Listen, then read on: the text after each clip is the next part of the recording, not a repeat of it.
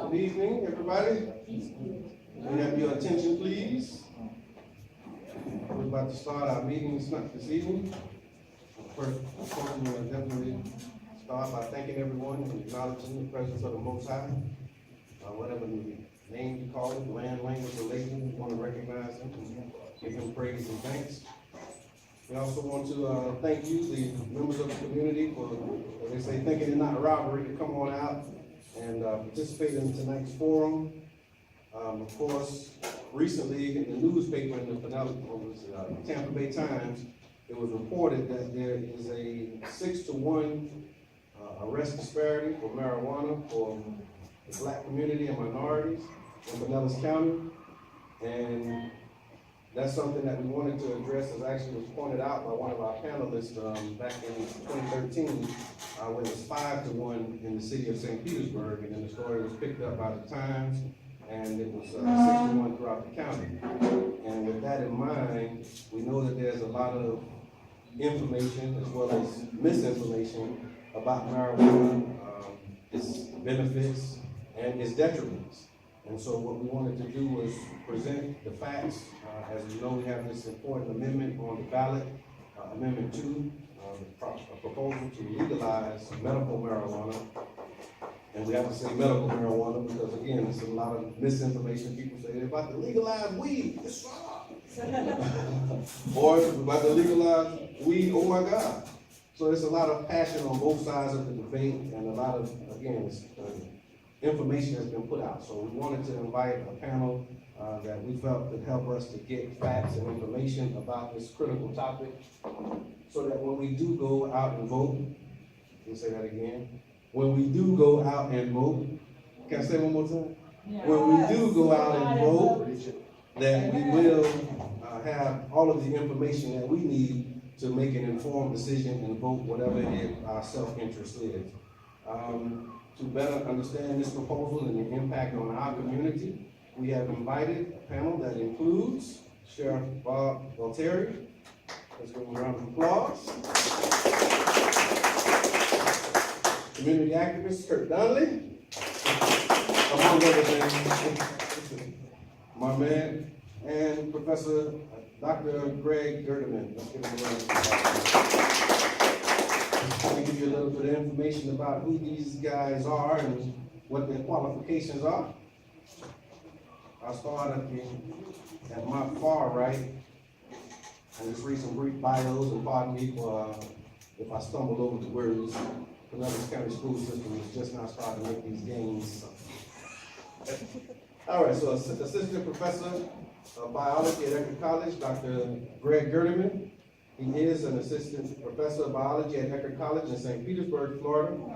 He has actively researched the neurobiological targets of cannabis since entering graduate school at Vanderbilt University in 1995. There, his doctoral dissertation in pharmacology, I feel smart just reading this thing. His doctoral dissertation in pharmacology included seminal discoveries about the functioning of endocannabinoids in the brain, and I'm sure he'll make this where we all can understand it, and especially with neural circuits involved in motor control and pathologies of movement and compulsive disorders. His work at Vanderbilt and subsequently the University of Arizona was funded by the National Institute on Drug Abuse, NIDA, and earned multiple awards for excellence for the International Cannabinoid Research Society. More recently, Dr. Gerdeman co-directed a study supported by the National Science Foundation investigating the release of natural endocannabinoids during endurance exercise. His papers have appeared in the top-tier scientific journals, including Natural Neuroscience and Trends in Neuroscience, and have been cited over 1,500 times in scientific literature. His research has been highlighted in press pieces ranging from Science to National Geographic to Men's Health, so very wide range. He has also co-authored a chapter in The Pot Book, a complete guide to cannabis, Park Street Press in 2010, and has written as a guest commentator on medical marijuana for the Tampa Bay Times. At Eckerd College, he teaches courses in physiology, neuroscience, and pharmacology, His research focuses on the His research focuses on the molecular physiology of cannabinoid receptors and the evolution within the neural systems. So I think he knows a little bit more about it than I do, because a lot of that stuff I have no idea what it means, but hopefully by tonight we'll be able to clear that up. So again, let's receive Dr. Professor Frank Curtis. I think he's kind of qualified, right? Amen. Kurt Donley. Everybody know Kurt. Kurt is a local civil rights activist, computer scientist, and the United States Navy veteran. Kurt currently serves as chairman of the Criminal Justice Committee for the St. Petersburg NAACP, a recently appointed board member of the SCLC. Kurt is the immediate past president of the Council of Neighborhood Associations and was the past chairman of Kona's Public Safety Committee. Kurt is also past president of both the Grand Central District Association and Florida NORML, which is the National Association for the Reform of Marijuana Laws. Let's receive our friend Kurt Donley with a round of applause.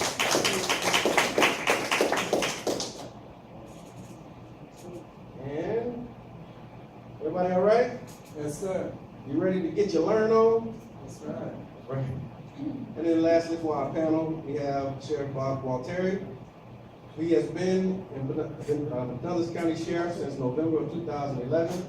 Sheriff Gualtieri began his career with the Sheriff's Office over 30 years ago and has served in many different capacities, including the agency's General Counsel and the Chief Deputy, Second in Command. Sheriff Gualtieri began his law enforcement career in 1982 when he joined the Pinellas County Sheriff's Office as a detention deputy, working in the county jail. We'll take you down memory lane, Sheriff. He then worked for the Donley Police Department as a police officer before returning to the Sheriff's Office as a patrol deputy.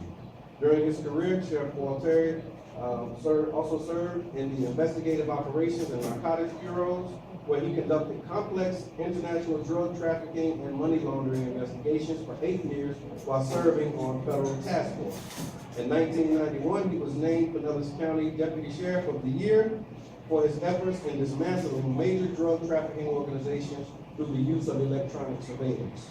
The sheriff also earned his bachelor's degree with high honors from Eckerd College, alumni over there. In 1998, he left the sheriff's office to attend Stetson University College of Law, from which he graduated cum laude. After graduating from law school, the sheriff entered private law practice with the firm in Tampa, where he represented employers in labor and employment law litigation. But wait, there's more.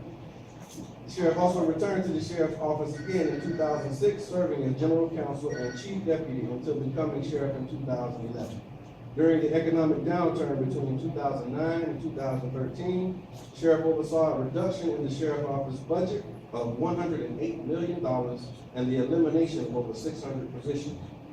During that same period, the sheriff's office reduced crime in its service area by over 20%. The sheriff is an active member of the Florida and national associations that affect law enforcement policy, including the Florida Sheriff's Association, National Sheriff's Association, Major County Sheriff's Association, Police Executive Research Forum, and the International Association of Chiefs of Police. Sheriff Gualtieri is admitted to practice law in all Florida courts, United States District Courts, and the Northern, Middle, and Southern Districts of Florida, as well as the United States Court of Appeals for the 11th District. The sheriff is also a member of the Florida Bar Association, American Bar Association, and Federal Bar Association. And he is also a member of the Clearwater, St. Petersburg, and Hillsborough County Bar Association. Now for the important stuff. The sheriff is active in the community, serving on numerous boards, including the Boys and Girls Club of Sunny Coast, Pinellas Homeless Leadership Board, the Sheriff's Police Athletic League, and the Pinellas Education Foundation. And most importantly, he is married with 3 daughters and has lived in Pinellas County for over 35 years. So let's receive again Sheriff Bob. Right? And then last but not least, again, you're probably familiar with our moderator, this wonderful brother. He does a great job every time he comes to facilitate these forums, particularly here in the Childs Park neighborhood, but really all throughout the city. We over here in Charles Park are grateful to him for his service. So I'll introduce our moderator, Dr. Chris Warren, who is an educator and community activist with a focus on critical education and cultural foundations. His work is centered in minority education and African-centered learning techniques. He received his PhD from Purdue University in critical education and his master's in political science, as well as a Bachelor of Science degrees in broadcast journalism and psychology from FAMU, Rhode Island. Chris currently serves on the executive board at that time. Carter G. Wilson. Yeah, I gotta give you an updated bio. The Urban League Education Foundation and instructs political science courses at SBC. So without further delay, let's again welcome our moderator for tonight's program, Dr. Chris Warren.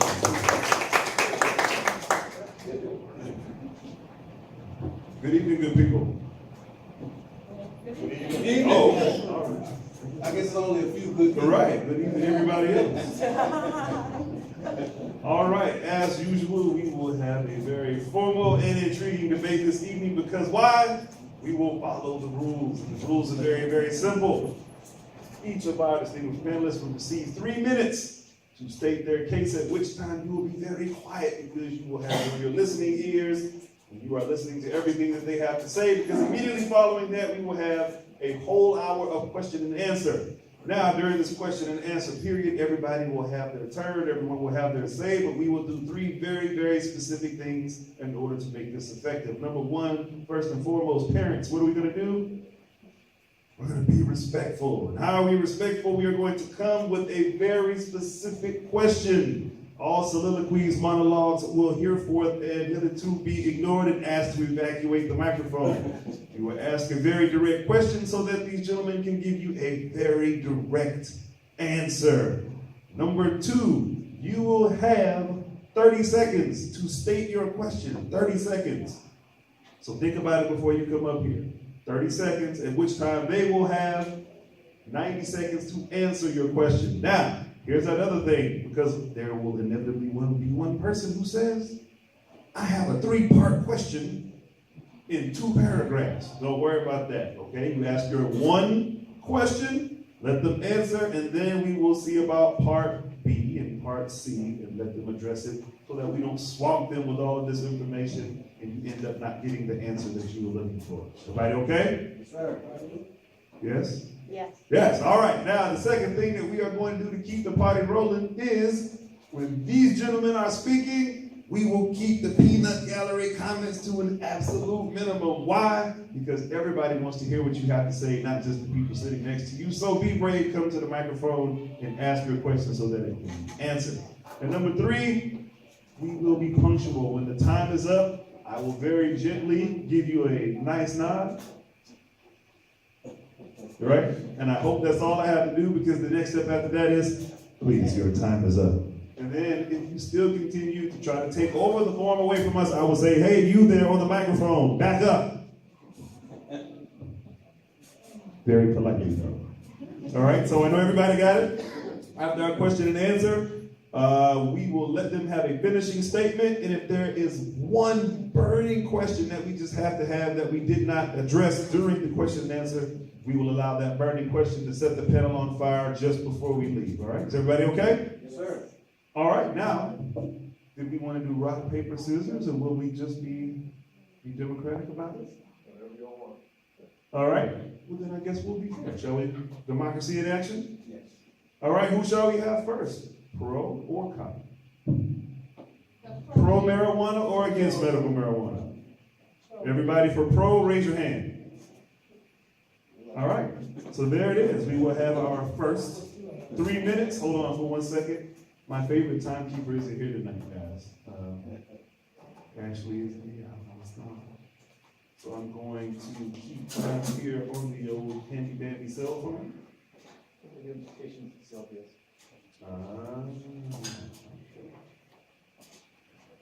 All right, you ready? And go. Hi, I thank the organizers for inviting me. I'm pleased to be here. I don't want to waste too much time with 3 minutes on formality, but I also want to acknowledge that I found out about this forum by education and awareness of Ms. Bianca Garza of the United for Care. We're a little disappointed that she's been removed from the panel to have a female Latina here. But let me just go on and say who I am. I don't volunteer for United for Care. I'm not paid by them. But I am someone, thanks with the introduction, who for the past 18 years of my professional life have contemplated, researched, written about, spoken about, had some chat about marijuana and its effects on the body essentially every single day for 18 years. It's been the focus of my work and my thought and my actions. And I didn't go to graduate school to study marijuana. I went to study the mind and the brain and health and well-being. Circumstances led me to that because I was part of the quest of discovery going on in the mid-90s where scientists around the world were discovering, after several decades of investigation, how marijuana really works. And to be quite to the point, what we have learned in thousands of peer-reviewed papers since then, maybe 16,000 papers, largely point to the system that marijuana acts on being a system that promotes health and well-being in the nervous system and the immune system in the body. And in studying that, I've become a profound advocate for the use of herbal cannabis as medicine, in no small part because I've met so many patients who have found rapid and effective relief when other medications did not, and I've seen them face arrest and the indignity of being a criminal for using a plant that's been used safely as medicine for at least 2,500 years. So that's where my opening salvo is. I think Amendment 2, I've studied the law, I've been involved with discussing draft regulation. I think that the language absolutely should be on a constitutional amendment. That's the only recourse we have for a ballot initiative. And the state legislatures refuse to even talk about meaningful medical marijuana reform. So I think that the vote for Amendment 2 is quite appropriate. The language is worded rightly to sanctify physician-patient relationship. And I definitely have already voted for it, and I urge you to as well. Thank you. Sure.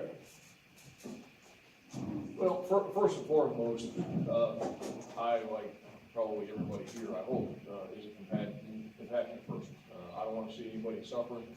And if somebody is truly at the end of life or an end-stage illness, I don't care what they do to take themselves out of pain. They want to smoke pot, they want to do whatever they want to do. I could care less. But this amendment is not about that. This amendment really is about two things. Most particularly, it is about recreational use. And here's why I say that. Is when you look at the amendment itself, and the other thing I want to say, let me just back up for a second, is that I don't dispute at all that there are properties within marijuana that have legitimate medical value. Look what the legislature just did, and I supported it wholeheartedly, in legalizing CBD, Charlotte Swift. And it's going to be CBD available, which comes from marijuana in oil form. You rub it on, and it will eliminate or reduce or mitigate seizures in kids. I have no problem with that whatsoever. But what this amendment does is that it legalizes a smokable form of marijuana. We already have available in THC, which is the component that everybody wants out of this. And this is the THC is what gives you pain relief. THC is what stimulates the appetite. Is we already have approved, FDA-approved pharmaceutical drugs like Marinol that are in essence synthetic THC, which you can get a prescription for, you can consume in pill form, you can go to a regular pharmacy from a regular doctor and take. But what this does is that it allows you to go to a physician. It doesn't even define what a physician is. And it could be a podiatrist, it could be a chiropractor, it doesn't define what a physician is. And you don't get a prescription. There is no prescription under this amendment for, quote, medical marijuana. It's not medical marijuana, it's marijuana. And you get a certification. And the certification that you get from this physician is a certification that you have some debilitating disease. And there are some serious diseases in there, like the cancer, the AIDS, and other serious illnesses. But it also has a catch-all. And that catch-all is you get the certification from some doctor for any condition the doctor certifies that marijuana has less harmful effects on you than the condition you're complaining about. And that could be anything from, and as a lawyer who argued in front of the Supreme Court said, that could be anything in, I can't sleep last night, my knee hurts, my ankle hurts, my back hurts, my head hurts. And you're gonna have people running around in these pot docks that are gonna just go in and get these certifications and spend $75 and then go get the certification and take it to a marijuana dispensary. And once you get that card, and once you have that certification, it's good forever. It's not a prescription, you don't go back and get refills, you don't go back and have a doctor reevaluate it, you just keep going and you keep going. All right, good afternoon, folks, thanks for coming out, I know you had other things to do. My background, they didn't mention, I used to be the president of Florida Normal, which is a national organization to reform marijuana law. But since that, I actually, I had a pretty serious stroke about 5 years ago. Lost the left side of my body. You might notice every now and then I kind of walk with a limp, usually at night. I am technically a California resident, so I'm a medical marijuana patient. I have my card. If it weren't for marijuana when I had my stroke, I wouldn't be here in front of y'all. It made a big difference.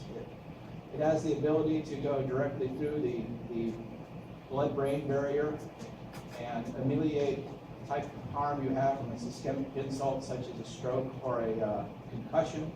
Basically, it'll mellow out the, you get this toxicity after you get some sort of hit to your brain, and this actually helps a lot with it. On top of helping with the physical condition, it helped me mentally. While everyone else on the 5th floor over there at Bayfront, in the stroke area, was all moaning and life was over, I was pretty happy. Every day I was getting a little bit back, and they basically used me as a goodwill ambassador for the 5th floor because I was showing them how easy it was to recover.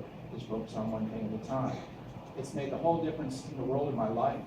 The neuroscientist that looked at me in the emergency room said, the primary medial, whatever, the big arteries supplying blood to your brain are completely clogged. You should be a vegetable. You shouldn't be able to sit here and talk. Not only was I sitting there and talking, I was still doing my day job. I had my cell phone, I had my computer, I made them unplug stuff so I could keep doing my job. I said, hey, you're going to do that or else I'm not going to pay the bill. It made a big difference in my life. So I've certainly been paying attention to the changes, the ups and downs, and the ebbs and flows of the polls and whatnot. And this is Florida's best shot to do something sensible. I know the sheriff was saying this is a catch-all, this is garbage, there's no prescription. Well, that's kind of a fallacy because they're not allowed to have prescriptions because of federal law.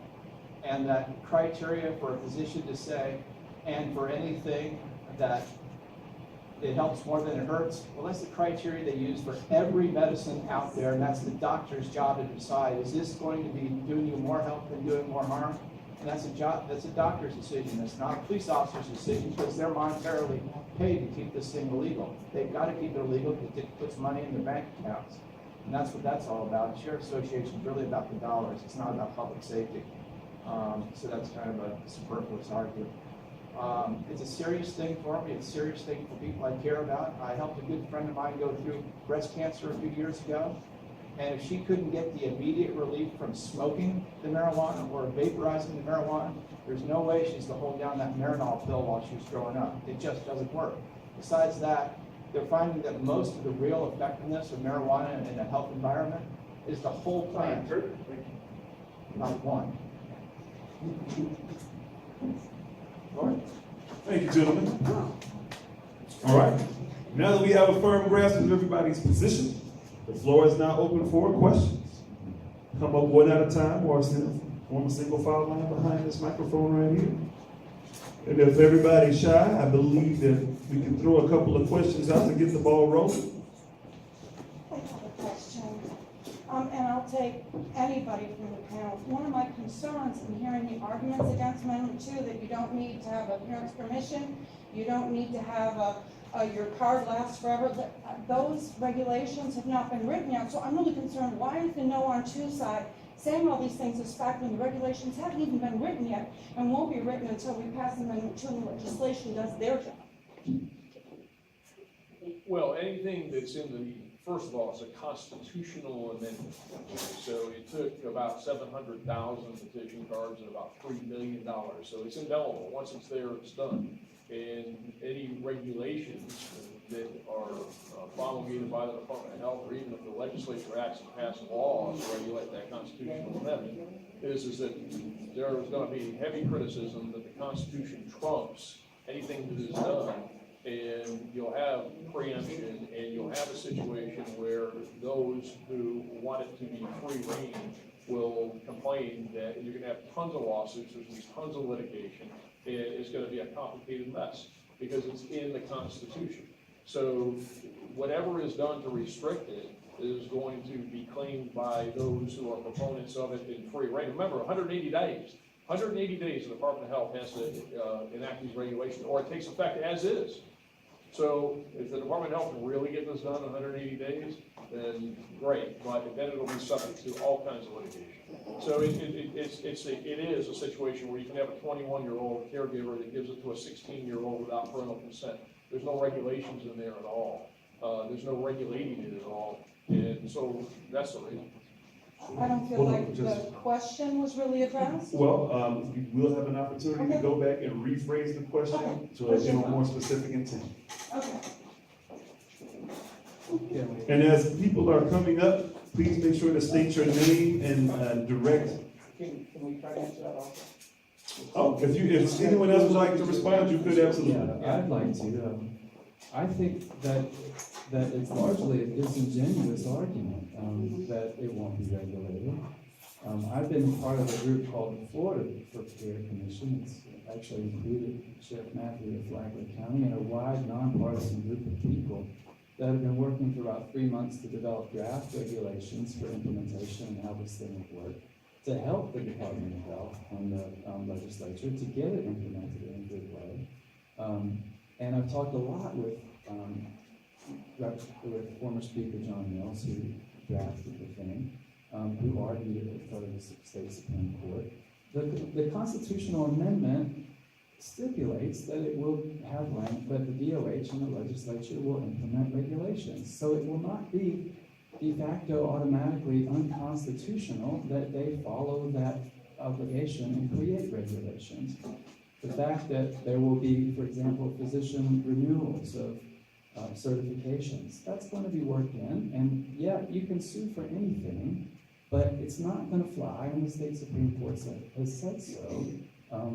I think that my biggest concern about the vote no language, and it's come from a number of sheriffs that have been more vocal, is that the arguments come down to stigmatizing. The notion that you can't trust doctors, you can't trust patients, caregivers are drug dealers in white coats, and this dispensary system is going to be just a bunch of pot shops.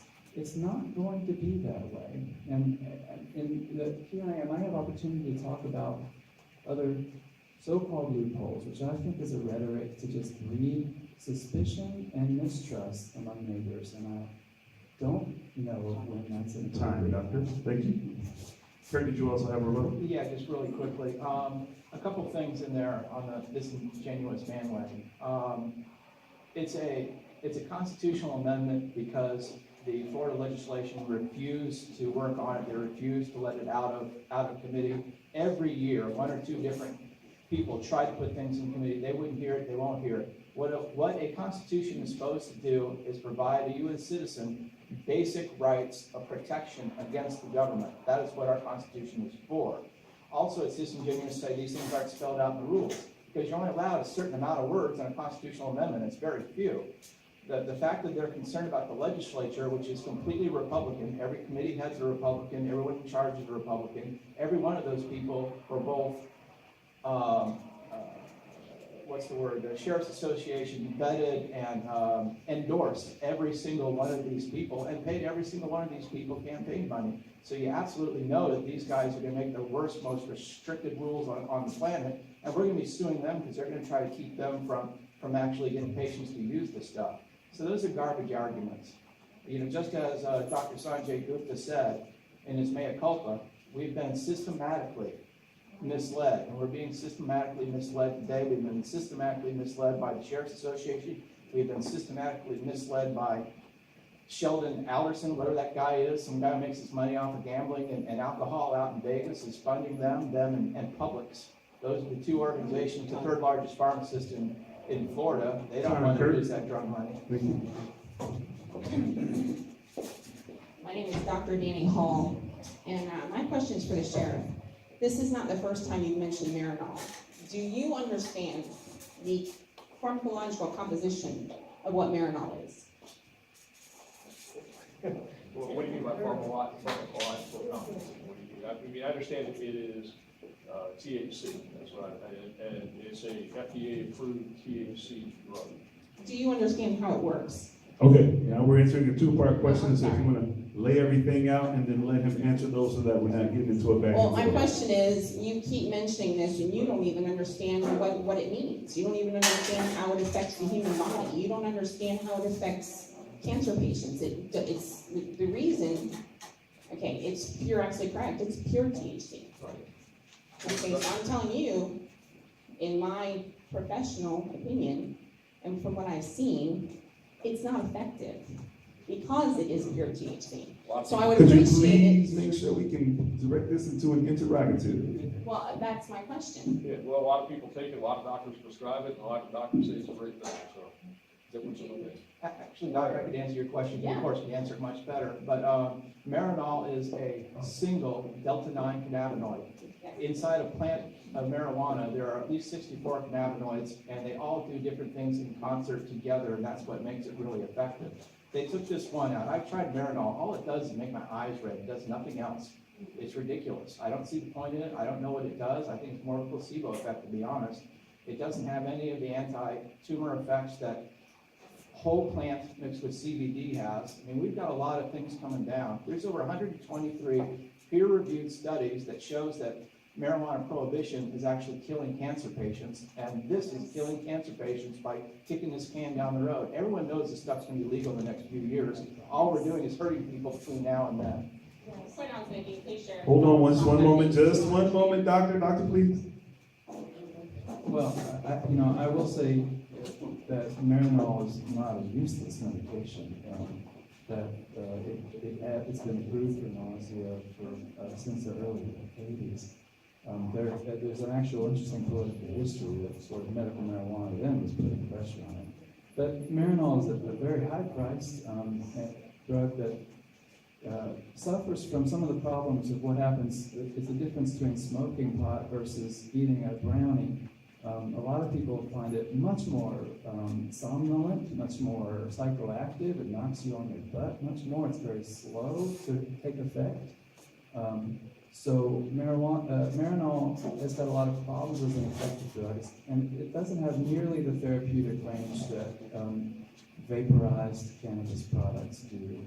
So I'm not against Marinol, but it's a good colleague of mine called it the caviar in medicine, but it looks like a little caviar and it costs about as much, and it's really not nearly as therapeutically effective in a wide range of things as other cannabis-based products, in part because of this entourage of chemicals. It's been a very exciting field of discovery.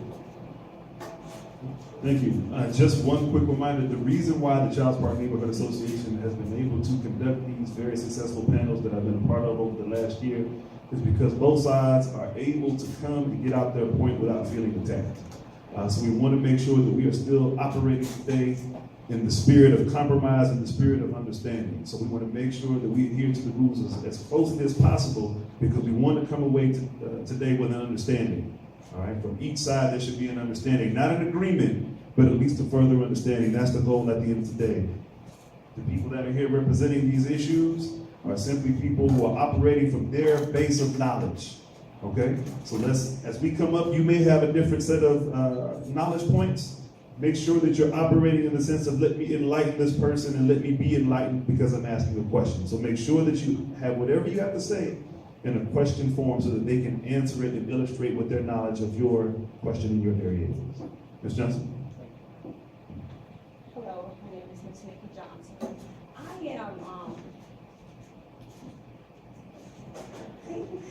I am not for it and I'm not against it. But I guess I kind of wanted to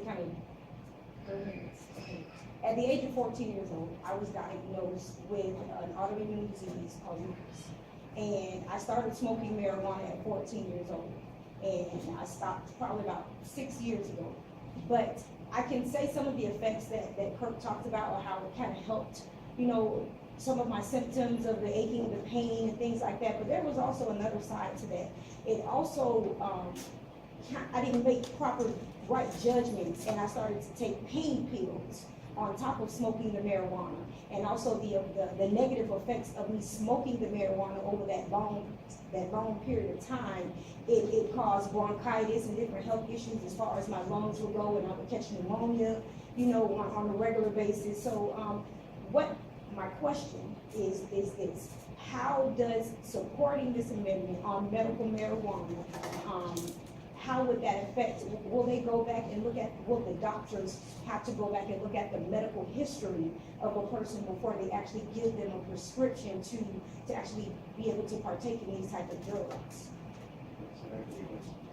Who would you like to direct that question to? Anybody can answer the question, probably these two right here, because Sheriff probably won't know, no answer, not a doctor, but probably these two. Yeah, I think absolutely that the most sort of broad way to answer it is I think it's so important that the herb get openly medicalized so that physicians aren't sort of intimidated or unaware. I mean, studying how marijuana works has been something I've been doing for almost 20 years, and I can tell you it's almost not talked about at all in medical schools. I've taught medical students. I have a lot of former students who are doctors. It's not taught, and it needs to be.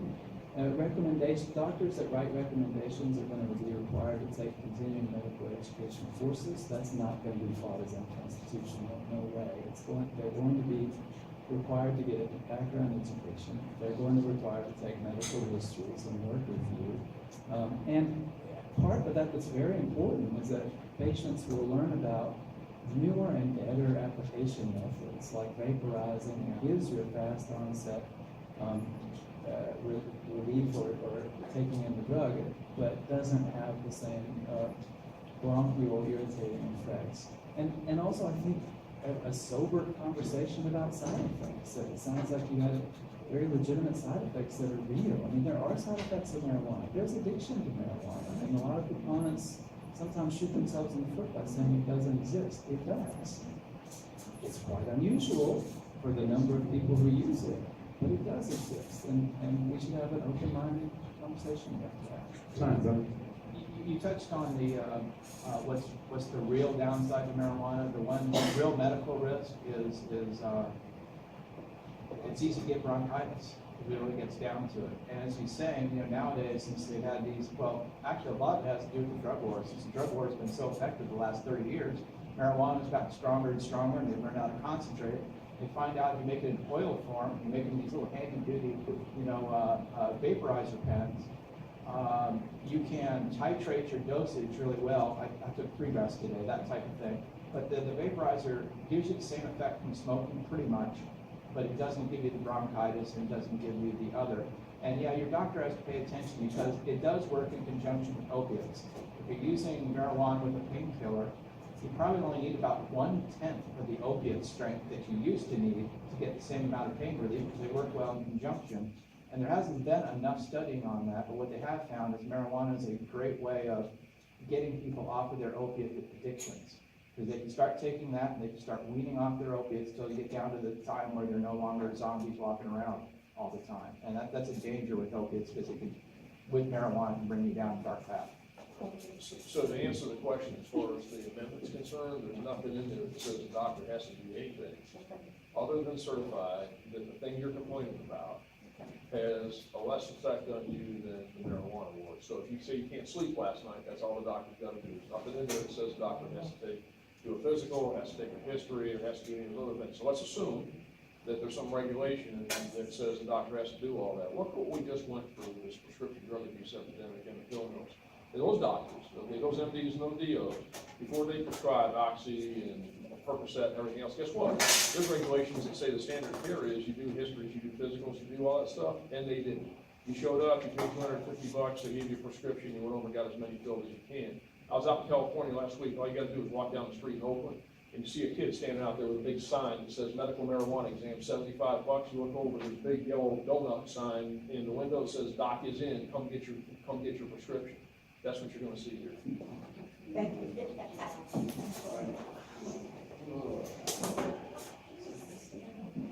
is Walter Evans. I have a question for the sheriff. You're just speaking on narcotics, the painkillers.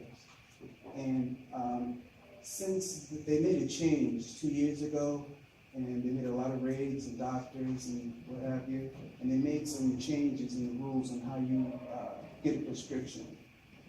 And so far, you haven't had that many overdoses, and you haven't seen lines of pill mills. So if we can handle, or you guys can handle, prescription pill mills, which is a narcotic, and I'm not for legalizing recreation, I'm actually for medical marijuana. If you can control the doctors and how they dispense the hard narcotic painkillers, why can't we do the same thing for marijuana doctors? Because for a lot of these people, it's gonna be all about the money. And I think the estimate from the Department of Health is you're gonna have about 1,700 of these things pop up all over the floor. And you're gonna have people that are trying to make money off of it. And yes, will we put forth a tremendous amount of effort? Will we be able to get them under control? You know, I hope so, probably, but it's gonna be going in and doing undercover investigations and having complaints and making sure that these people aren't just running, they're hot docs, that they're actually doing exams and they're following the rules. But when you have that kind of money, just like we saw with the pill mills, is they weren't doing it, and they didn't do it. And it's gonna take a lot of effort, a lot of time, a lot of effort, to get them under control. And another big problem here, okay, because of the constitutional amendment. And think about medicine. You think about, is there built into this constitutional amendment is civil and criminal immunity from any liability or prosecution for anybody that's involved in this process. So that's gonna complicate it tremendously. In the constitutional amendment, civil and criminal liability. If you go to a doctor and the doctor messes up and says, hey, I'm giving you a prescription for X, but the doctor is wrong, you can sue the doctor. The doctor messes up and does something wrong in this process, you can't sue him because there's criminal and civil immunity from liability in the Florida Constitution with this. What kind of medicine is that? Thank you. All right, just a quick reminder, I think the name of this forum is The Truth About Marijuana. Let me point something out. Yes, it's a constitutional amendment, but the regulations aren't in the constitutional amendment. The regulations are made by the legislature. So there's no way you can honestly estimate there's going to be 1,700 dispensaries, because if they make them $500,000 each, there's only 6 or 7. We have no idea how many dispensaries there are going to be. They don't know if they're going to outdo Starbucks or not. Who knows? That's pure speculation. The other parts of this, you know, it doesn't have the same social effect as opiates, as OxyContin. In fact, it doesn't have the same social downside as aspirin. Aspirin kills 80 Americans each year. In 5,000 years of marijuana use, not a single person OD'd from it. Whereas more people die from peanut butter, aspirin, caffeine on a daily basis than in the entire history of marijuana. So it's kind of disingenuous if you're making a big social scare about it, because there isn't any big downside to it. As the sheriff was saying before the meeting here, that when someone gets caught with misdemeanor amounts of marijuana, they're a perfect opportunity for a notice to appear because they have no public safety threat. Marijuana is not a public safety threat at all. I'm not even sure why the Sheriff's Association is even weighing in. I'd like to answer your question quite directly. I think that this absolutely will be regulated, like too strongly in my mind, like the opiates. What shut down the pill mills, which I've learned far more about than I'd like to, is one, busting up some of the worst offenders who were egregiously 200-300 prescriptions a day. It's mind-boggling how they could have done that. Enforcing some and setting up a registry, a database registry of clinicians that prescribe it and patients that are getting it. A very similar registry model is going to be set up by the legislature and the Department of Health for medical marijuana. There's no doubt in my mind that proposals that this Florida Care Group I've been on has been drafting, has been vetted by people in the legislature and the Supreme Court, and people have been looking at this all along the way. There's going to be a system of tracking who has proper usage. Pot doc is a derogatory, slanderous term that I greatly reject, knowing good people who recommend medical marijuana in multiple different states. I think it stigmatizes the whole process in a way that I find very ugly. I think that the use of marijuana will be quite prominent because it has a remarkable range of effective uses. Time, Doctor, thank you. My name is Stephanie Brown. I'm a grandmother of 20 grandchildren and great-grandchildren. And here's my question to you, gentlemen. Reading on the internet about a month ago, as you know, most black people suffer from hypertension. And it's not just because of their weight a lot, it's because sometimes of what they eat, is because of stressful situations. Now, on the internet, I read that marijuana does lower the blood pressure because it calms the nerves down. So I'm asking, is this fact or fiction? It's both. There's different types of marijuana. There's sativas and there's indicas. There's two big branches. Sometimes sativas can actually make people a little more anxious, and sometimes indicas can make you a couch potato. So there's a difference in between. But there's been plenty of studies that show just for being a Black American living in our society, that adds so much stress to your life that's what's the cause of the blood pressure and low birth outcomes. So certainly this will be helpful in that area. Also be helpful to not worry about being arrested for it. You just gotta throw it out there. I don't smoke it, but I'm curious. Yeah.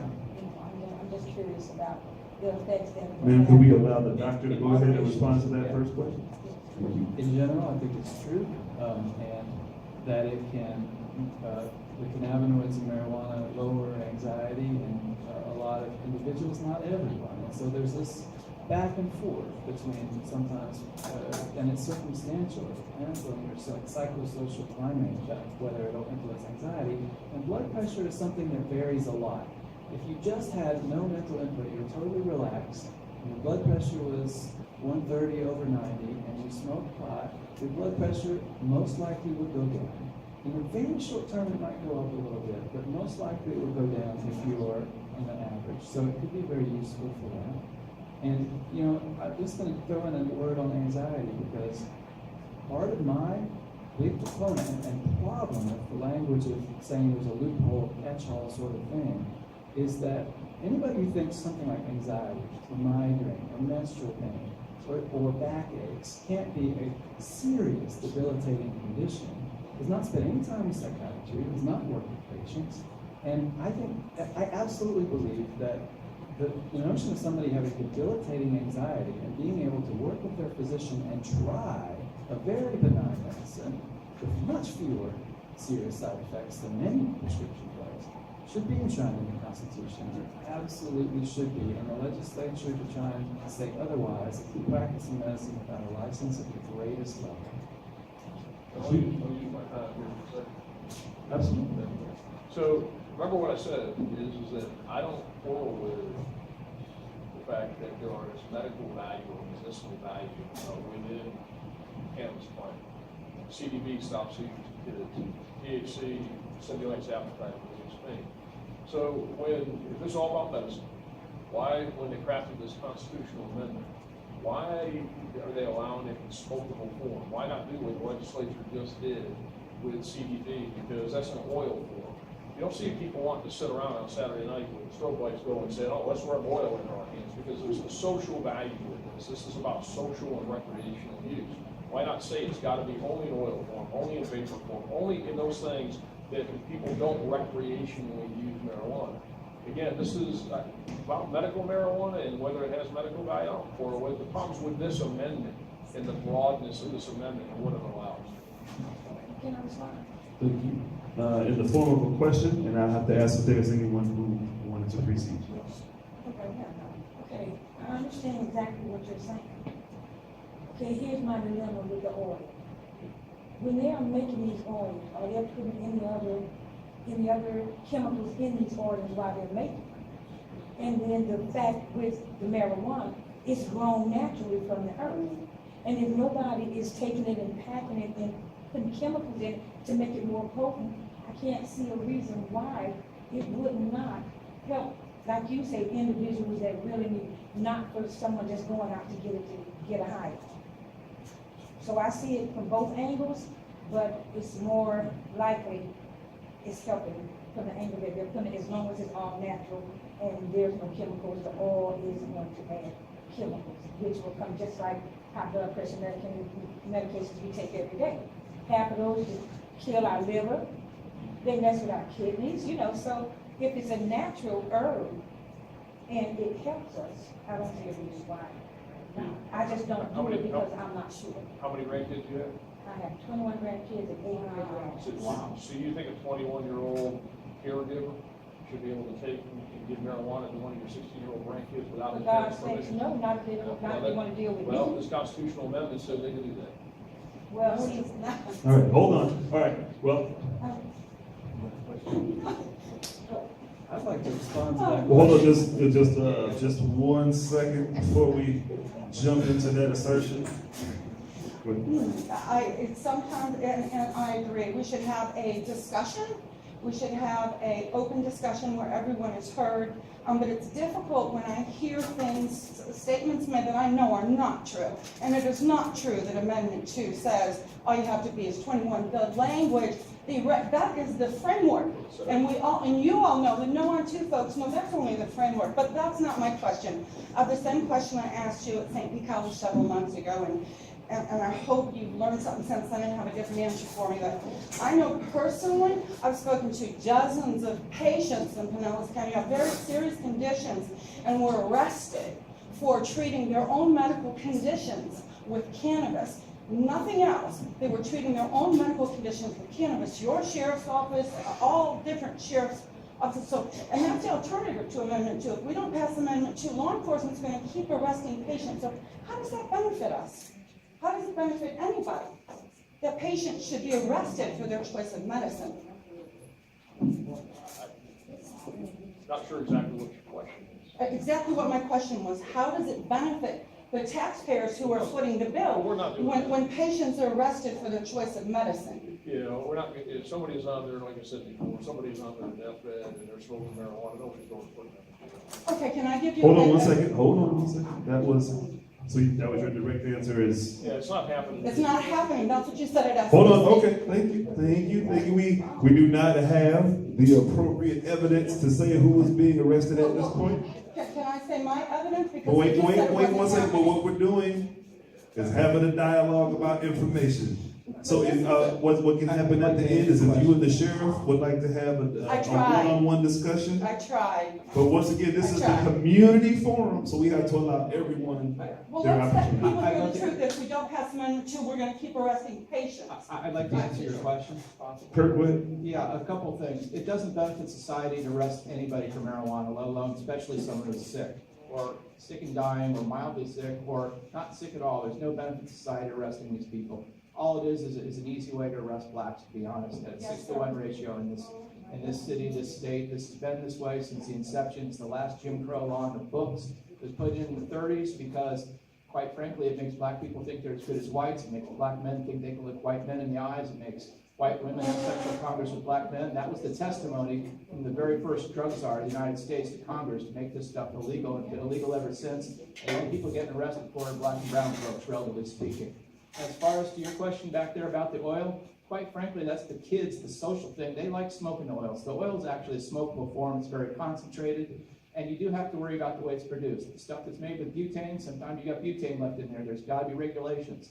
The better stuff is made with CO2 or alcohol or other processes that don't leave adulterants in there. But it's something that needs to be regulated. It's something that needs to be tested. Everything you put in your body needs to be tested. I have a question, actually a couple questions, but I ask one at a time. Thank you. Just thinking about with this is, of course, like you said, it's really all about the money. That's kind of my whole thing about it. And you have corporations that are poised to make big money selling marijuana, medically or otherwise, or however they plan on disguising it. But people are about to really make a lot of money.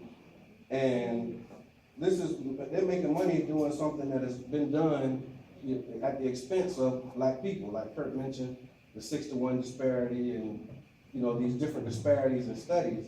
So will this passing of this amendment, if it passes, how will that affect those who are arrested for possession without a card? Because I'm sure everybody is not gonna go out and get a card now that they can get a card. And if the doctors are telling people that, you know, you don't fit the description of somebody who can get it, there still will be people who possess marijuana. So is this amendment going to not, like Kurt said, people won't get arrested for it at all anymore? And how will this affect the arrest ratio of people who are caught possessing marijuana without a prescription? And will the penalties be stiffer?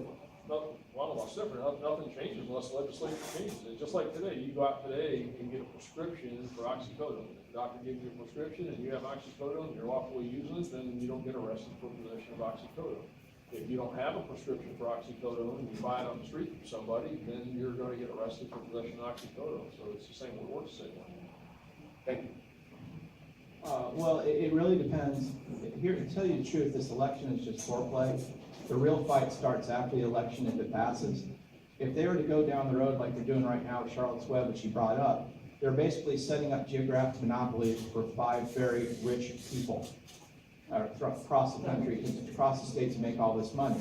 If they do that, they try to use that same model and say they're gonna have a lottery, or it's gonna be $500,000 entry fee to get into this, no, it's not gonna help blacks at all, quite frankly, because they don't have the money, they don't have the capital to get started, they can't quite get into this business. Right. In the medical world, other than, you know, their biggest fear is when society realizes this isn't gonna, you know, cats and dogs aren't gonna be flying out of the ground or whatever, you know, zombies and whatnot, it's not gonna happen.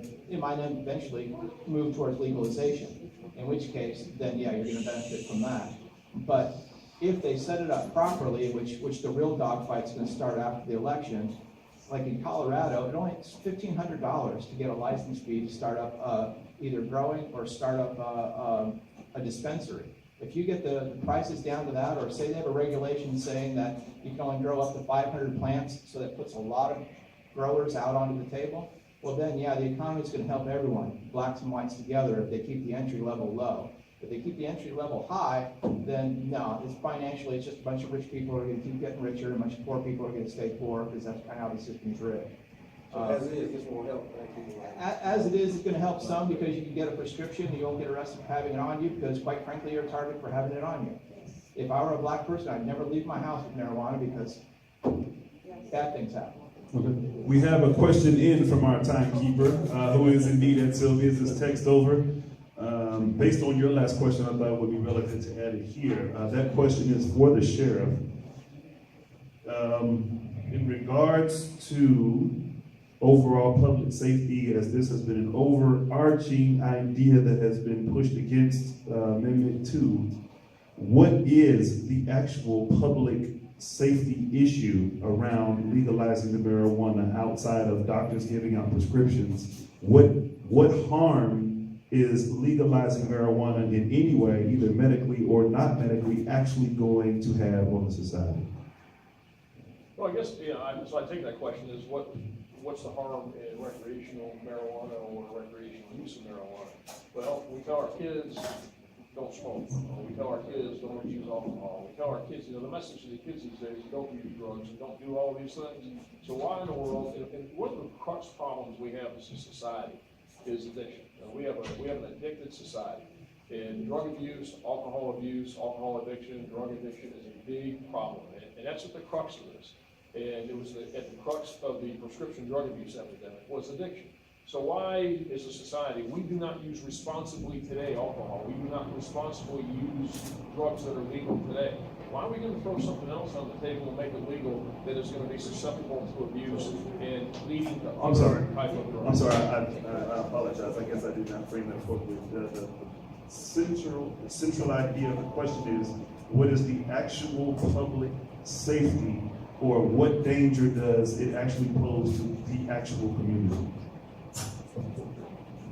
No differently than any other drugs that are out there.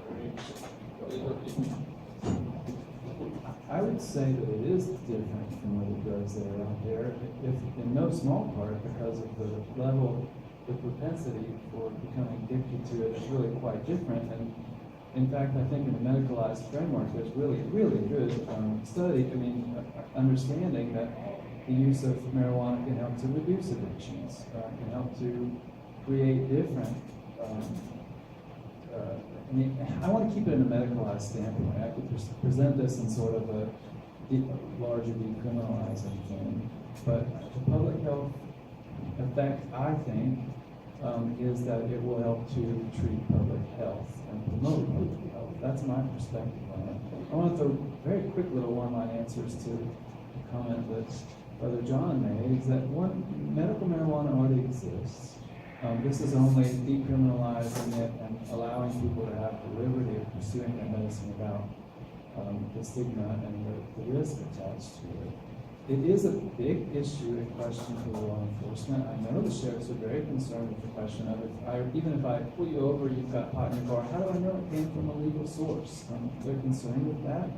There's going to be packaging issues, and it's going to be some trial and error involved.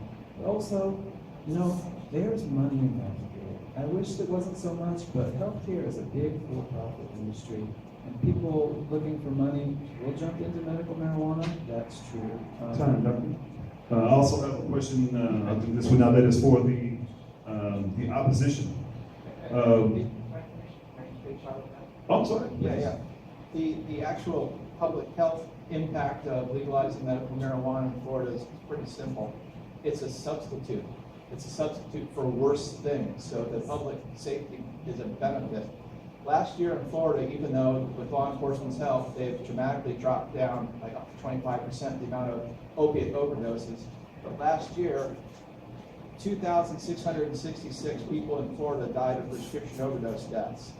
In states where they have legalized medical marijuana, in the first year, those deaths will drop by 25%, and by 6 years, they'll drop by 33%.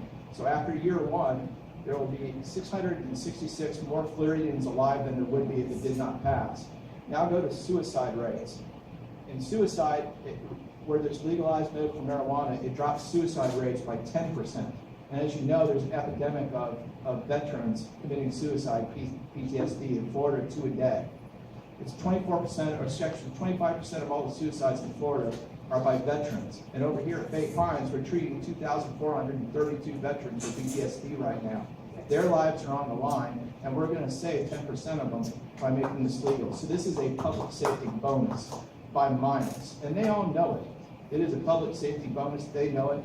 Where it becomes legalized, there's less alcohol DUIs, there's a lot less people getting killed on the roads.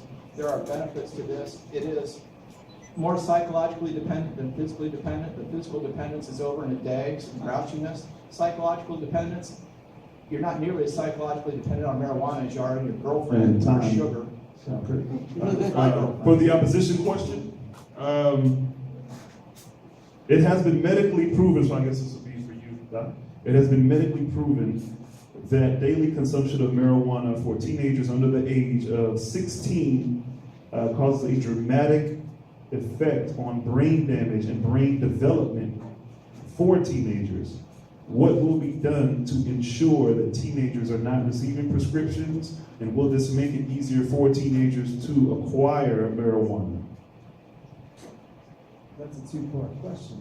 And the first answer is it has absolutely not been medically proven that regular consumption of marijuana influences neurological development. Some of the most prominent studies include one out of Northwestern and Harvard University that got widely cited last year, showing changes in the structure of the brain. It is far from a causal study. I think this forum doesn't really go into allow me to talk about how MRI scans of the brain works, but it is far from shown that youth use, even very heavy use youth, influences brain structure or IQ. There are some studies that offer correlation. There's no study that convincingly shows causality. And to play devil's advocate on the other side, let me mention that some of these stats that I find very important and interesting that Kurt mentioned, drops in suicide, that's not a shown causality either. It's a correlation we should look into, but they certainly don't go up. Now, the second part about youth use, these dispensaries, even if there's 1,700 of them, they're going to be monitored, there's going to be cameras, there's going to be a registration. I fail to believe or think that this is going to be a effective place to find your pot. I don't think it's going to be diverted to youth use very much. And I do think, because it's a constitutional amendment, there may well be cases where there are lawsuits brought, but I think there could be good one, like a 15-year-old with a spinal injury whose parents say, I don't want you smoking pot, that's bad. He may lawyer up and sue the government and say, I'm 15-year-old and smoking pot helps my spinal injury, and if he wins that case, I'll celebrate. So, Time, Professor. Thank you.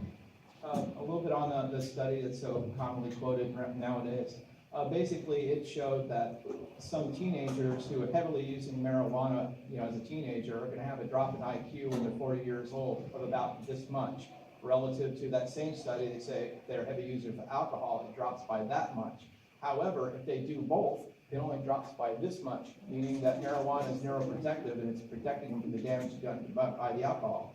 Furthermore, neuroscientists came and took a look at that study and said, hey, wait a moment, you didn't factor out for socioeconomic status, because socioeconomic status, essentially being poor all of your life, equates to that same drop in IQ that they were associating with marijuana, which probably had nothing to do with it. NIDA came out about a month ago, a place that he was published by, who are supposedly the definitive source of, we're spending all the federal money to prove how bad this stuff is, said that study absolutely does not definitively show that there's any brain damage caused by cannabis. In fact, the federal government has a patent on THC as being neuroprotective. It is absolutely, I know it's neuroprotective. I'm here, I'm talking to you.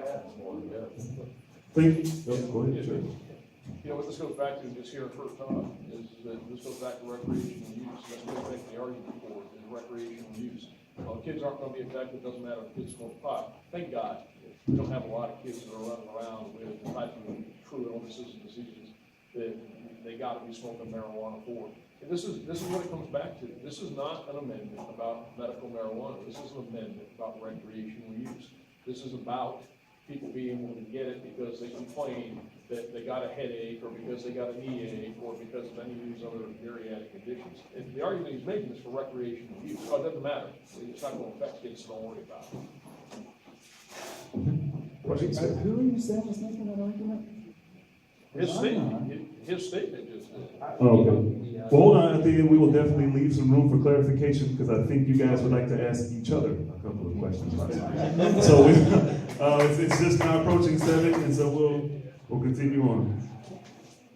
Hi, my name is Patrick Willis. I was on the Crosstown Expressway 7 years ago, stopped in traffic when a semi-truck failed to stop and took out 6 of us. I happened to be the front of the semi, took the brunt of it, got plates in my neck, numerous spinal surgeries, blew out both my knees, my shoulder, numerous, over $1 million worth of medical so far, and still got numerous medical issues to go. Since that time, they've done minimal surgeries due to the significant cost on the Medicaid and Medicare systems in the state of Florida. So basically, they put me on hospice level medications of both morphine, Percocets, the anti-nausea drugs, all these things, and it's been 7 years now of living this life of hell. I can't get a doctor to see me. I can't get a doctor to help me. I can't get a doctor to fix me. I can't do anything but sit here and get these drugs and just to get by. Then you all come in with this pill mill thing. I understand there's a big problem with these drugs. I didn't want to take them myself. I sure as hell never expected, pardon my French, that I would be taking them 7 years later. No help, no care, no support. Now you're telling me that you would arrest me for going out using cannabis instead of any part of those other toxic, highly addictive, deadly medication. When I just took my 71-year-old mother to Colorado and saw the benefits, saw it was no lines of dispensaries and all this stuff everywhere. Everything was in pill bottles. Everything was labeled. It had doctors. They were all tested. Everything was all very medical. The dispensaries were very well protected. They were doctors that actually saw you. It was completely different than the way you're describing it in California. Could you please form it into a question for the sheriff so he can address it? Now, my question is if you're saying that you're going to arrest me for coming up with a different alternative medication to make my life better, you're saying that you're going to throw me in jail for that choice if this does not pass. Is that good logic? I never said that, sir. What would you say to someone like me who is trying to do something different and better for their health and for their life and for the safety of all these people? And let alone the fact, now, if I was Sir, a different. please make sure that it's in the question so we can answer it I'll correctly. just stop right there. I mean, what am I supposed to do? Am I a better, safety smoking cannabis or eating morphine and this, trying to get to doctors and this and that? Which is the better of two evils? You know, you said that somehow I claimed that I was gonna put you in jail. I never said that. No, you said earlier. Hold on, let him get it all out. You know, really, you're making a speech, and it's not, you know, I don't, other than answer the question like I already have, I don't know what your question is. We just disagree on this issue. My problem again is not, as I said from the beginning, I'm compassionate. I know we're all compassionate. I don't want to see anybody suffer. But I also don't want to see our community suffering because we have this proliferation of very, very loose, unregulated hot docs that show up all over the place. You got all these abuses with a constitutional amendment that's gonna have a proliferation of another drug that is now legal on the market that we don't need. Is that not? All right, hold on, sir. That is his direct answer. Does anybody else have another question? I'd like to answer for example. Please. That's by choice. Clearly, I have that choice. clearly, people that are hurting, it's a very personal issue for them, and I understand how you get emotional. I certainly get emotional about it. Live it. Walk a mile in my shoes. Patrick's my neighbor. I've seen him walk. A couple things in there that he touched upon. I'm in my neighborhood. It's not going to get any worse. Right now, everyone who wants marijuana in this city can get it. I mean, there are 28,000 regular marijuana users in St. Petersburg right this minute. If you do the simple math and figure, let's just say only 10,000 of them are regular users, even though it's a bigger number than that, you're still at, say, 3.5 ounces every 2 weeks, blah, blah, blah. You do out all this math, there's over 1,300 marijuana transactions in St. Petersburg every single day. There's over $130,000 worth of marijuana commerce happening every single day. Wouldn't society be better off if that were regulated, at least through the medical system, than not having any regulation, not knowing what you're getting, having to do these high-risk purchases in seedy areas, making all this money staying underground? I mean, this is regulation. If you do it properly, like Colorado, where they track it from seed to customer, there isn't any diversion, and you make money off the deal, and it's safer. So what we're talking about is being safer, and I guess what upsets people like Patrick and myself to some degree is I expect to be protected by people in law enforcement, people with the uniform. I don't want them to be hurting me. They should be the ones on the forefront of defending this because they know for a fact this is going to get rid of the underground economy. This is going to get rid of the drug dealers. It's going to get rid of the guns. Can I absolutely say something very quickly? I think it's very, very important that the understated public health value of this is the ability to synergize THC, cannabinoids from cannabis with opiates and get synergistic pain relief and keep people at lowering the risk of the opiates. That's incredibly important. It's talked about, but not enough. And yeah, there's money involved. Philip Morris has been developing THC fentanyl patches for over 20 years, waiting for this to happen. But what I really want to say to you is that you're the reason that I changed my career. I was in a very research one, National Institute on Drug Abuse, neuroscience, biomedical track. I took a year off trying to figure out what I wanted to do with my life. Because research, I got into the business of research to try and find out cures and treatments for people with profound illness. And I hit a profound wall of disenchantment when my colleagues and I were making wonderful discoveries, celebrating discoveries, with answers that are right in front of us.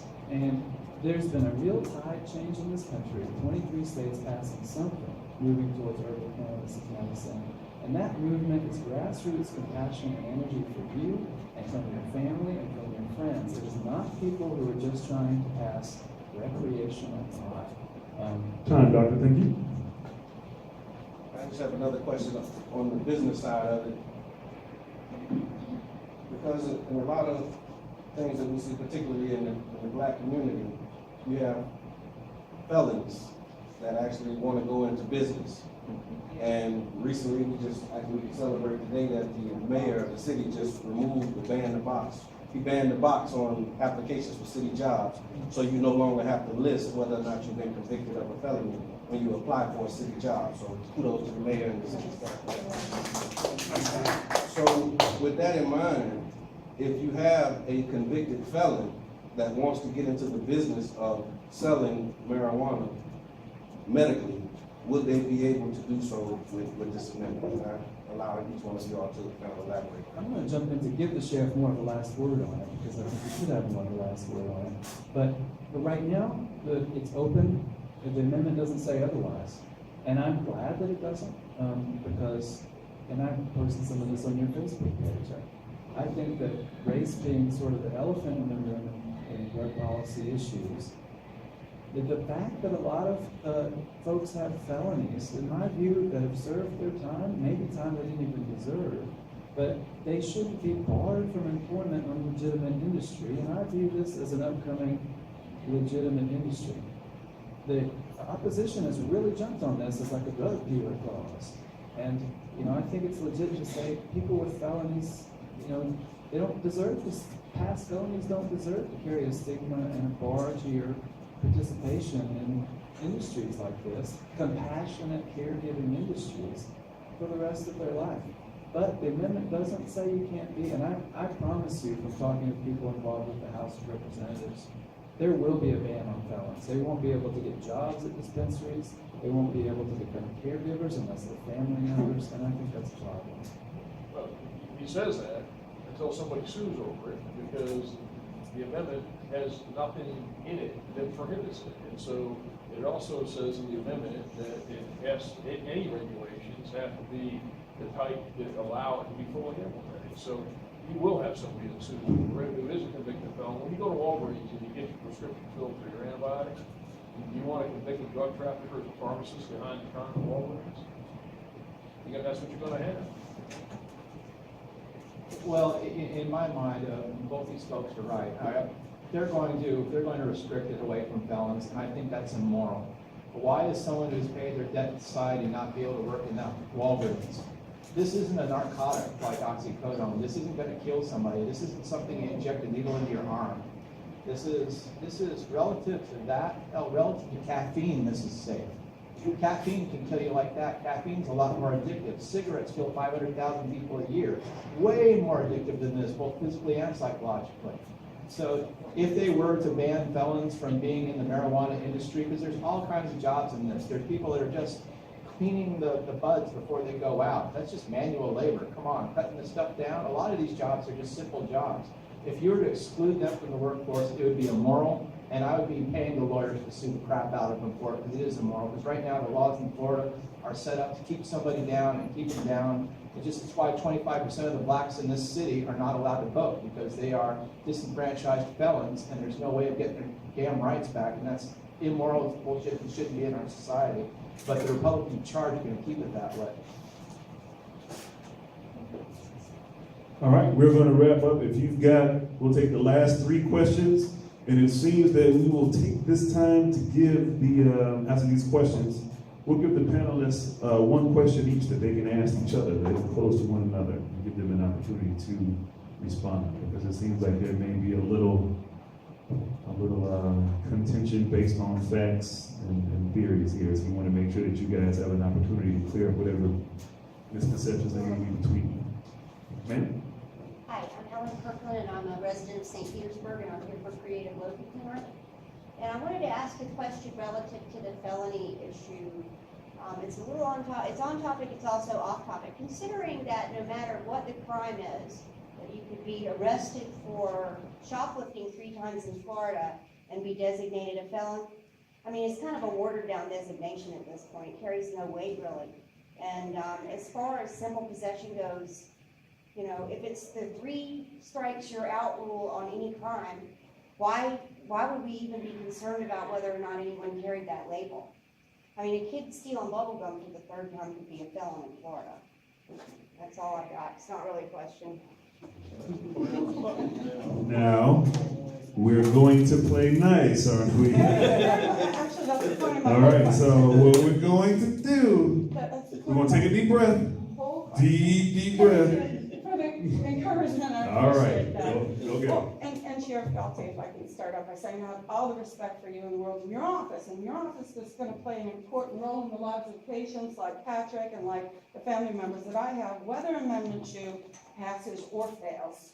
Because you do deal with medical marijuana patients. And I know, I heard you say that you don't arrest patients, and perhaps it's that you're not aware of what your vice department is doing. But I can tell you that I have a family member who had just had a double discectomy with fusion and had 2 discs in his neck and a steel plate and bolt holding it all together. And his workers' comp insurance cut him off so quickly after that surgery that we couldn't even get a follow-up x-ray to see if the surgery was successful. His 125 toe downs and his 120 flex drills and all his meds went away. And he had 2.8 ounces of marijuana. And your deputies raided my home, went through the ashes of my deceased family members, took my boyfriend and myself to jail, and I had to fight to keep custody of my daughter. Your office does arrest patients, and please, how can we talk about making life better for these patients because they're here in your county, and we need your help more than anybody else's. I gave you my card at FTC and asked you to call me, and I didn't hear from you, and I'd love to hear from you anytime because I can show you a lot of patients with stories like my family's. Please don't arrest me. Please don't arrest me. All right, our last question of the evening. Go for it, Danny. Yes, the question was to please call her. Will you call her? Thank you. Sure, there it is. We have an affirmative. Thank you. This question is also for the sheriff. I have seen studies as a bioresearcher myself that THC and cannabidiol together are killing cancer cells. It's actually curing cancer. Now, is that not worth whatever risk you may feel there may be to have a cure for the plague of our century? I mean, do you not feel that it's worth it? This amendment, as I said before, when I opened, is that, no question, I don't dispute it, you can't. That there is medicinal value to the components of the cannabis plant, CBD, THC, all the cannabinoids, there's medical value. The problem isn't that. The problem is this amendment. And the problem is. That's the risk. The problem is this amendment. And if it's medicine and it is risk less and there's no risk, why do we have a constitutional amendment that provides for criminal and civil liability for everybody involved in this process? If a doctor messes up in diagnosing and issuing prescriptions or offering advice or care to somebody who's sick, then they can be liable for it. But not here. So where are the risks for that? Can I answer that? Totally. No, I can't. Okay, please, I can answer it as well. With Yeah. criminal and civil immunity from liability in the Constitution. That's not medicine. That's not protecting the doctors from malpractice. All that's doing is keeping nutbags from suing them. That's all that's for. And you didn't even answer my Hold question. on. Yes, I say her actual central question was weighing the pros of This person. marijuana versus the cons of what you say you have to endure in trying to prosecute the pot lines. I don't support this amendment. This amendment is bad for Florida. And whatever you want to say about it, I don't support this amendment. Okay, well, I pray that you never get cancer. I mean, I. Okay, all right, we're gonna stop right there. Kurt, if you had any other, Professor, if you had any other response there? Well, yeah, I mean, I think that the potential of the cannabinoids for treating and even curing cancer has been something that has blown a lot of us away in the medical community that have been watching this field. I mean, the first studies were decades ago. They've really been pouring in since 2001, 2002. That's over 10 years ago. The groups in Spain have been finding really frank, profound anti-cancer properties of plant-based cannabinoids. And you know, there's barriers to researching this plant as a potential medicine that occur for no other medicines around. And being able to, testing that is going to rely on patient outcomes. I will say that, I mean, part of why it needs to be above ground in a medicalized setting is because there's a lot of stuff out there as a researcher that I object to about some of the stuff like Rick Simpson's run from the cure. I mean, there's a lot of real people have really cured their cancer. I believe it. There's enough evidence that I believe it. But I've also known oncologists who have had patients who have denied treatment for very treatable cancers with the idea that they can buy cannabis oils and it'll cure them and they die. So we have to have evidence-based strategies, but that's a very promising therapeutic. Time is up. Thank you. All right, now, if we could just give our panelists a round of applause and let them take a deep breath. Very tense moments, if everybody can just take a deep breath. All right, panelists, we will give you guys the final 12 minutes. They'll give you 3 minutes apiece. If you have any questions you'd like to pose, Sheriff, since we started on this end, if you have any questions you'd like to pose to Kurt, to our good professor, or just a departing statement. Nothing else? Okay. Kurt, would you like to pose a question or just leave us with a parting statement? I have a curiosity, and you don't have to answer, but how many times have you tried marijuana in your life? When I was a kid, when I was in high school. So you've experimented? Sure. All right. Do you think it damaged you in any way? I probably didn't damage, but yeah, I didn't like it. I got sick from it. So yeah, it damaged me. I think I threw up because of it, but to be honest with you. So, I used it probably a handful of times. I think one of the reasons why I don't think it's be a big societal problem. Wait, hold on once.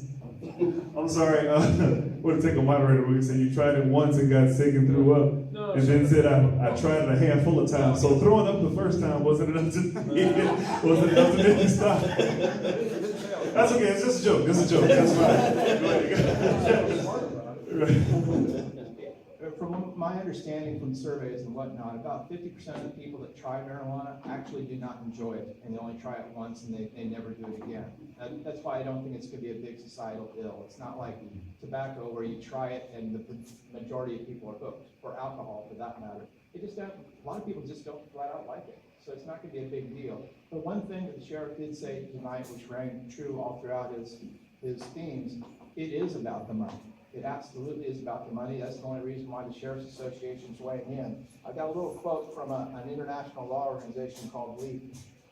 And they say the opposition of the Florida Sheriff's Association to Amendment 2 has more to do with cash than public safety. The sheriffs have become so accustomed to federal anti-drug money and property forfeitures that they resist any change that might someday shut off their pipeline of cash, cars, and property. And everything I've heard tonight from the sheriff backs up what they're saying. They're considered this has become legalized, and then they're going to lose their way of life. Quite frankly, if marijuana were to become legal someday, which it is, and it's not what we're arguing about, I don't have to fight for it because it's going to happen anyways.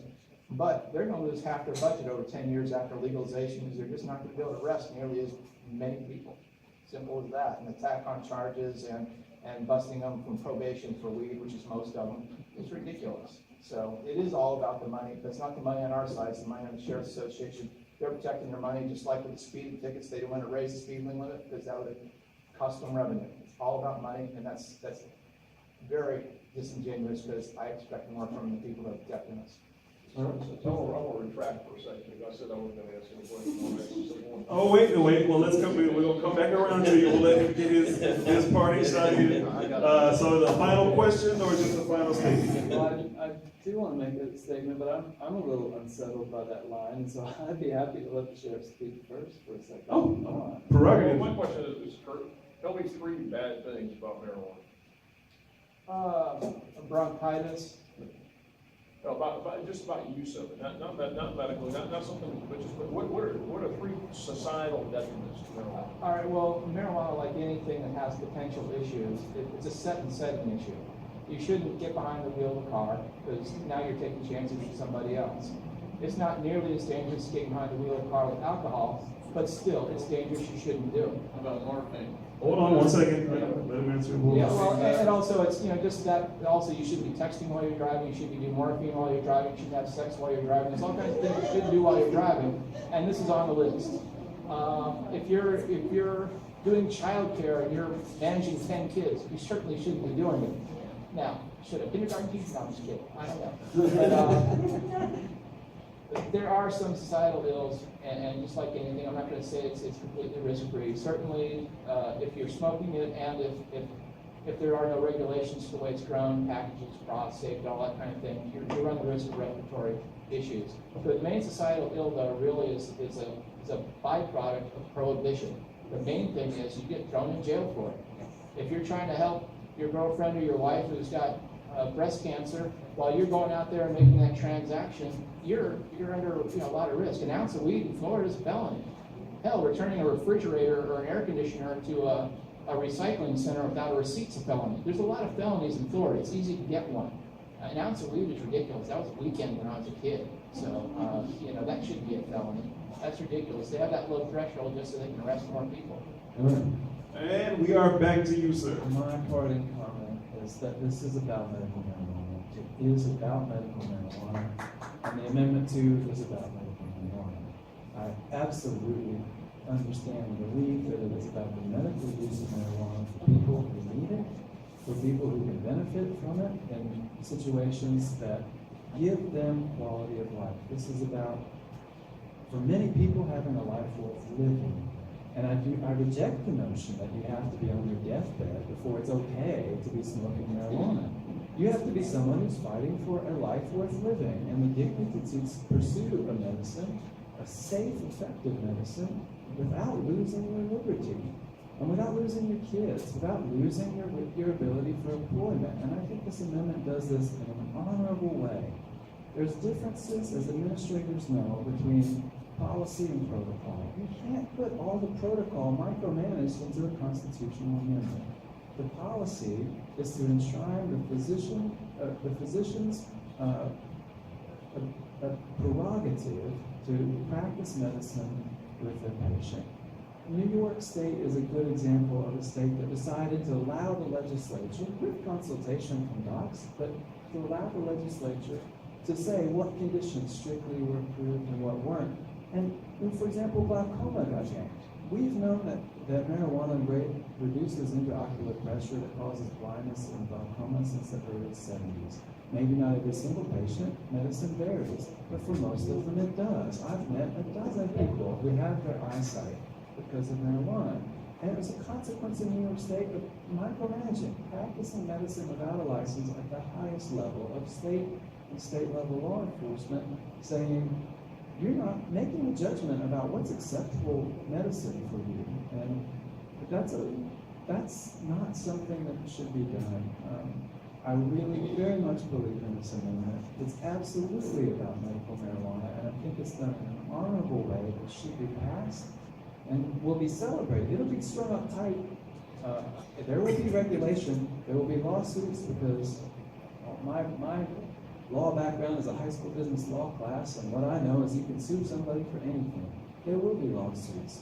I don't think we can be paralyzed with fear over litigation and possible court issues and arguments versus the fact that suffering, really truly suffering people will be able to have access to a safe and effective medicine if this amendment passes. And I think that it should be voted and people should tell everyone to vote for it. Thank you all. You guys, one more time, please, a very rousing round of applause for our previous. We'd like to thank them for coming out. And you guys are brutal. You guys are brutal, so thank them. And most important takeaway, guys, you came and you were very emotional, but remember to let that passion carry you to the polls so that you can vote on this issue, because if you don't vote on this issue, you have no say in this issue. Ladies and gentlemen, have a good evening. Calm down before you get behind the wheel.